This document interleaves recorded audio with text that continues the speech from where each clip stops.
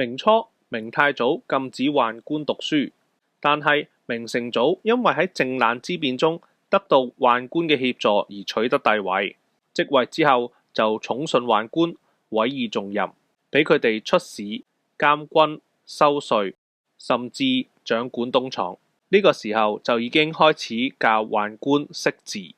明宣宗時設立內書堂，正式制度化咁樣教宦官讀書識字，令佢哋具備批閱奏章嘅能力，埋下宦官乾淨嘅伏線。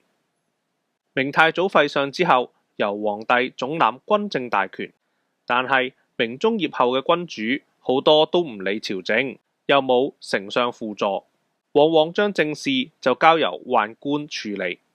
宦官唔止負責君主同埋內閣之間嘅奏章傳遞，甚至代皇帝批紅，干預朝政，以權謀私，引發宦禍。明朝中後期，宦官憑恃君主寵信，把持軍國大政。英宗時，宦官王振掌管官員任免。憲宗時設立西廠，由宦官汪直主管，勢力比東廠更大。武宗時，宦官劉瑾操縱內閣，控制朝臣。明熹宗時就由宦官魏忠賢把持朝政，佢自稱9000歲，黨羽遍佈全國。呢啲宦官挾天子以號令朝臣，主持廠衛特務機關，掌握生殺大權，殘害異己，搜刮民財，朝政因而日趨敗壞啊！明神宗時，一啲關心國事嘅士人喺東林書院議論朝政，抨擊宦官，得到部分朝臣附和，時稱東林黨。與其對立嘅就係非東林黨，兩黨官員互相攻擊。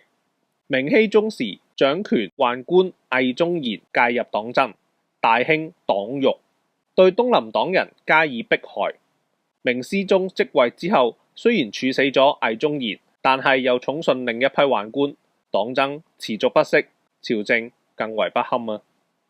喺黨爭期間，朝政混亂，甚至殃及邊防將帥，好似守衛遼東邊防嘅將領洪廷弼、袁崇煥，因牽連入黨爭，遭閹黨陷害而被殺，致使女真族趁機入侵。呢個時候，我哋就講下女真族啊。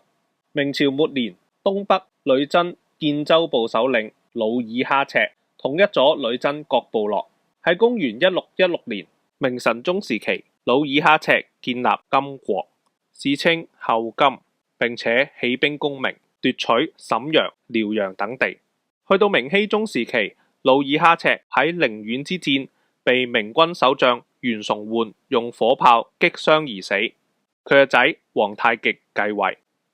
明思宗時期，皇太極見明思宗性格猜忌，就施行反間計，令到明思宗殺害袁崇煥。公元1636年，皇太極見國號大清，是為清太宗，又將族名女真改為滿洲。此後，清軍屢敗明軍，奪取咗山海關以外嘅土地，成為明末最大嘅邊患。講完外患，又講返內憂啦。明中葉以後，君主昏庸，宦官亂政，吏治腐敗，權貴豪強，兼併大量土地，農民無以為生，淪為流民。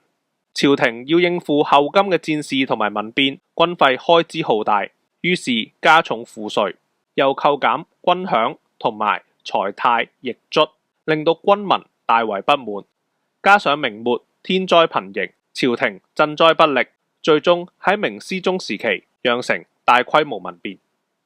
明思宗時，陝西發生嚴重饑荒，引發大規模民變，其中以李自成、張獻忠嘅勢力最大。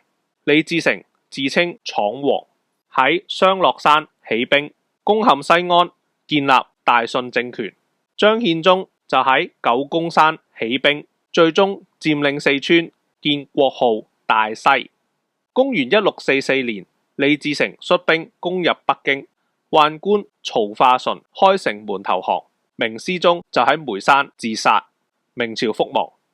李自成攻佔北京之後，鎮守山海關嘅吳三桂就向清投降，引清兵入關攻打李自成。李自成兵敗逃離北京，不久被殺。清兵佔領北京之後，就逐步削平反對勢力，建立政權，開啟滿洲人入主中原嘅局面。講到明朝滅亡，我哋好多時都會講吳三桂引清兵入關，但係如果細心一想，處死抗金大將袁崇煥，令到朝政日壞嘅患禍，又加埋賑災不力、隨意加徵賦稅、克扣士兵軍餉等等，係咪就可以一句吳三桂引清兵入關就可以大過呢？下一個朝代就係繼元朝之後又一次被邊族全面統治嘅時期，究竟佢嘅國勢係咪又會同元朝一樣呢？下集講，拜拜。